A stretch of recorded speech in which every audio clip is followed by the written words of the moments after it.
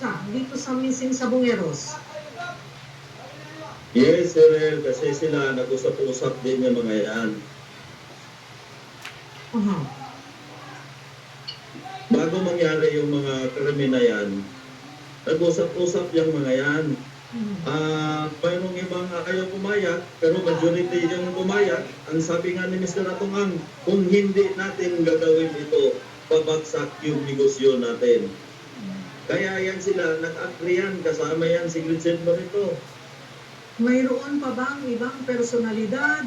May iba pa bang kilalang tao na papangalanan o na involved dito? Politiko o iba pang personalidad? Sir, mamaya siguro pangalanan mo na yung mga pulis para marinig naman ni General Torre.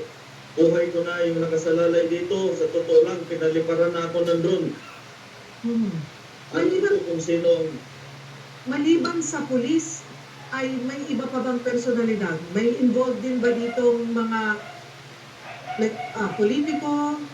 Dahil may mga lumalabas na congressman daw or senador daw. Mayroon bang gano'n? Cyril, ang gusto lang ni Mr. Atungang, idawit yan para may kakampi siya sa kalukuhan niyang ginawa. Yan ang totoong istorya niyan. Pati yung apat na akusado na tinuruan niya na ako ang ituro na mastermind. Nandun sa farm niya yan, andun nakatira, andun ang pamilya, inalagaan niya yan at binigyan niya ng pera para gamitin niya against sa akin. Halata. Sabi ko nga, Cyril, kahit na napaglikta rin yung tanong nyo sa akin, kaya kong sagutin. Pero subukan mo tanungin yung apat na yon. Tingnan natin kung makasagot ng diretsa sa inyo yon. Sino ang mga pulis na involved po?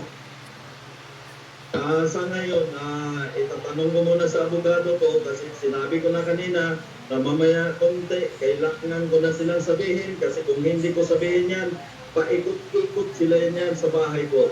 Sila mismo. Ano ang pinakamataas na posisyon ng pulis na ito? Ilan silang pulis? Colonel, Major, Kapitan. Yan. At may mga sibilyan. Kung saan na rin ho ang lagay nyo, kasunod ditong mga revelasyon ninyo, ay sinasabi nyo ho ay pinapaikutan na kayo ng drone? Drone, yes. Pinaliparan ako ng drone. At saka may patong na ako sa ulo, 50 million, Cyril.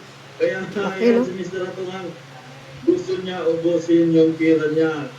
Magmamalinis lang siya. Sabi ko nga kanina, sayang yung binayad niya sa attorney. Sana ibinigay niya na lang doon sa mga namatayan.